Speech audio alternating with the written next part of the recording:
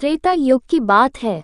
सरयू नदी के किनारे कौशल नाम का एक प्रसिद्ध राज्य था, जहां आज के पुत्र राजा दशरथ राज करते थे। अयोध्या उस राज्य की राजधानी थी। यह नगरी 12 योजन लंबी और 3 योजन चौड़ी थी। नगर के चारों ओर ऊंची चौड़ी दीवारें थीं और उसके बाहर गहरी खाई। दीवार पर सैकड़ों शताग्नियां तोपें रखी थी। सहस्रों सैनिक और महारथी नगर की रक्षा में तत्पर रहते थे। नगर के बीचों बीच राजमहल था। राजमहल से 8 सड़कें बराबर दूरी पर परकोटे तक जाती थी।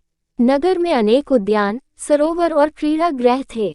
ऊंची ऊंची अट्टालिकाएं थीं, जिनमें विद्वान, शूरवीर, कलाकार, कारीगर और व्यापारी रहते थे। घर घर में लक्ष्मी का निवास था। बाजार अच्छी से अच्छी वस्तुओं से भरे रहते थे।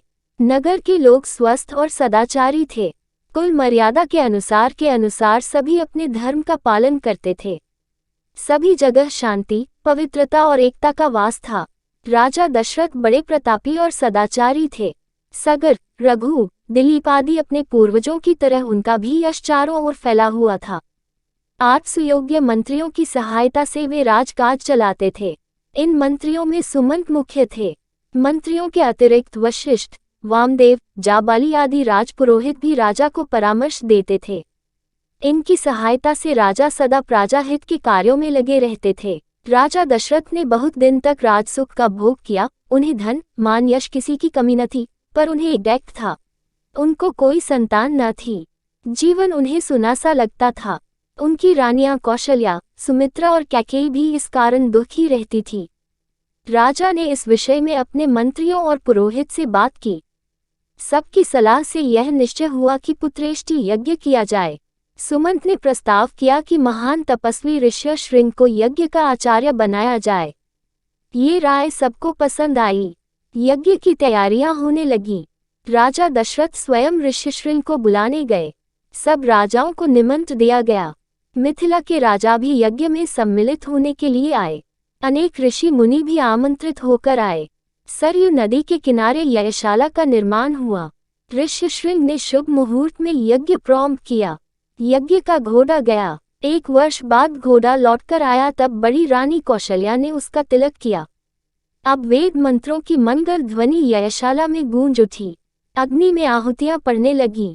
राजा दशरथ ने जब अंतिम आहुति डाली, तो अग्निदेव स्वयं सोने के पात्र में खीर लेकर उनके सामने प्रकट हो गए।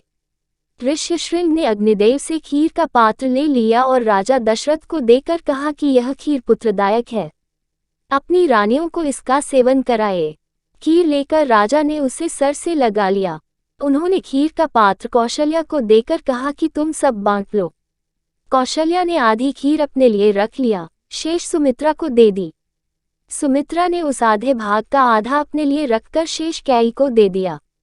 कैकेयी ने उसमें से आधी खीर स्वयं ले ली और आधी सुमित्रा को ही लौटा दी। समय आने पर चैत्र मास के शुक्ल पक्ष की नवमी को बड़ी रानी कौशल्या के गर्भ से श्रीराम ने जन्म लिया। इसी तिथि पर हम आज भी रामनवमी का पर्व मनाते हैं।